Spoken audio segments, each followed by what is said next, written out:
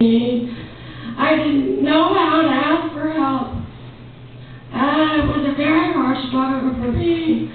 I was getting my first taste of very strong diversity. Only I don't feel any different. I played piano for 20 years.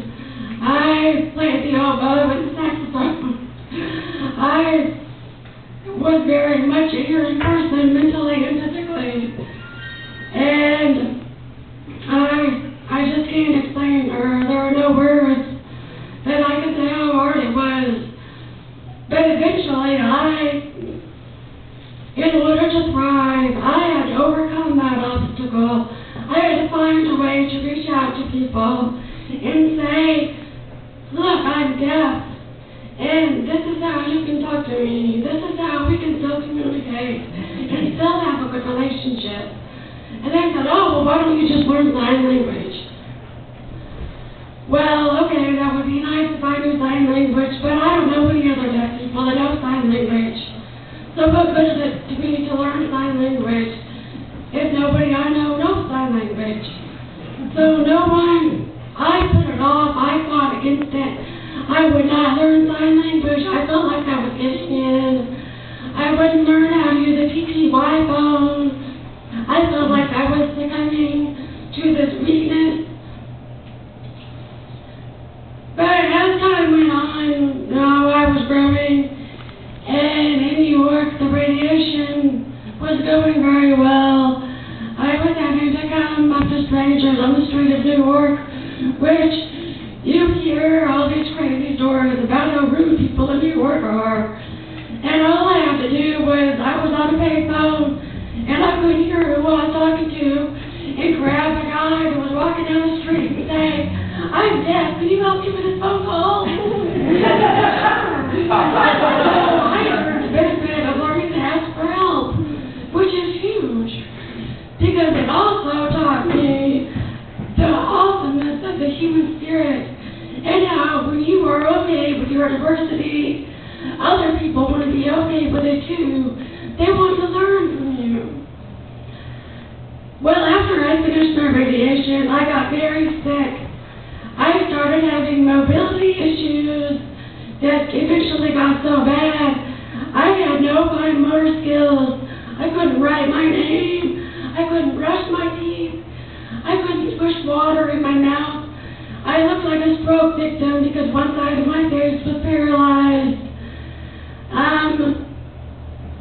My neurologist here in Springfield took an MRI, and he told my parents, she has so much swelling on her brain, I can't do anything.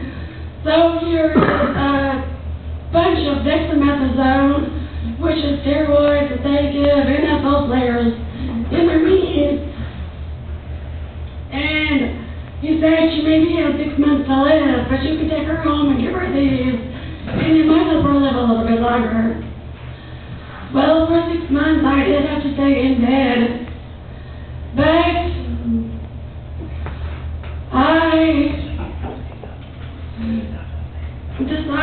I decided the day I was diagnosed, which was this inner fight I had in me.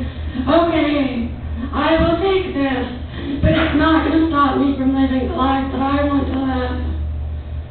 So even though it had taken away my self-confidence, my ability to walk, my ability to sign, my ability to participate in the community dialogue, my needs were so much different than what they were. I didn't know myself. I didn't know how to portray myself because I didn't know myself, because I simply did not fit in. No one could relate to me. I couldn't relate to my friends anymore. We weren't hearing the same music, and for some sad, cruel reason, the only songs I can remember are really bad country songs.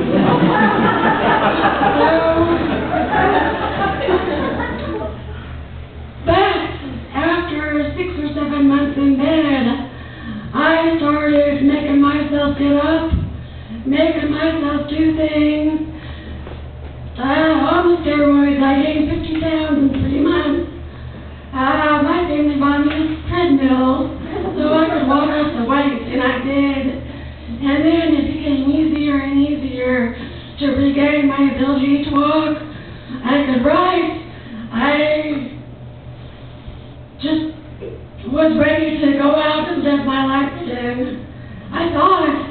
So my best friend, Suzanne, who would help me through this, called me and said, I've got some girlfriends who want to go on a float trip on the Buffalo River. And I'm like, okay, it's March.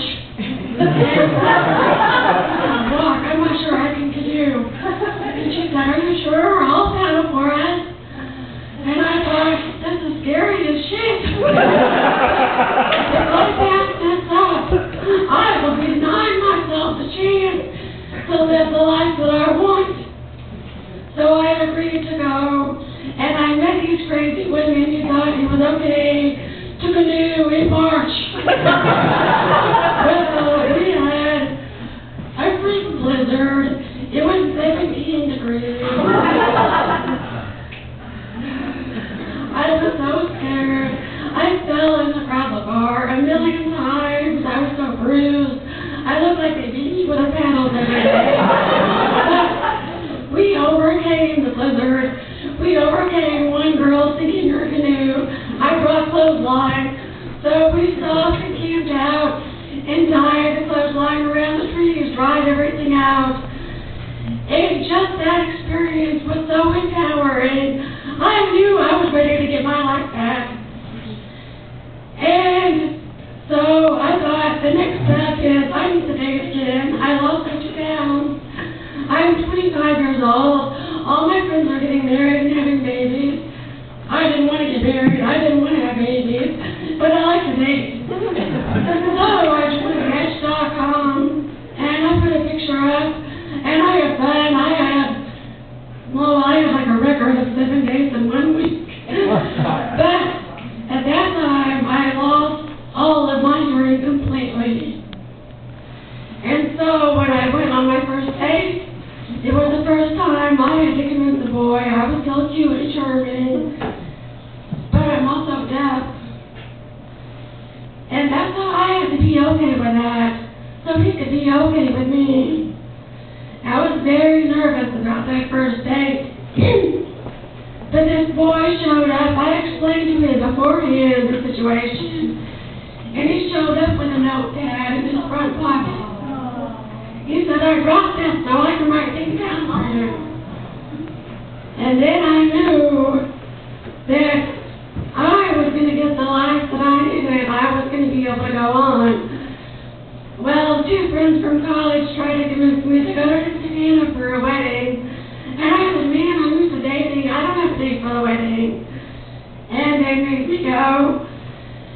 And so I went to the rehearsal and I was watching them rehearse.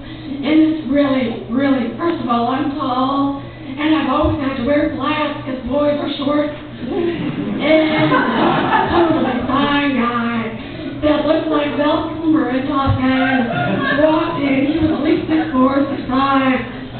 And I saw him. I said, holy shit, why don't I have a boyfriend like that? So at the rehearsal dinner afterwards, I started drinking wine. And I told my friend Noelle, I said, that guy sitting at your table is so hot. Tell him I think he's cute. So he walked by my table and nodded towards the dance floor. So I got up and we started dancing.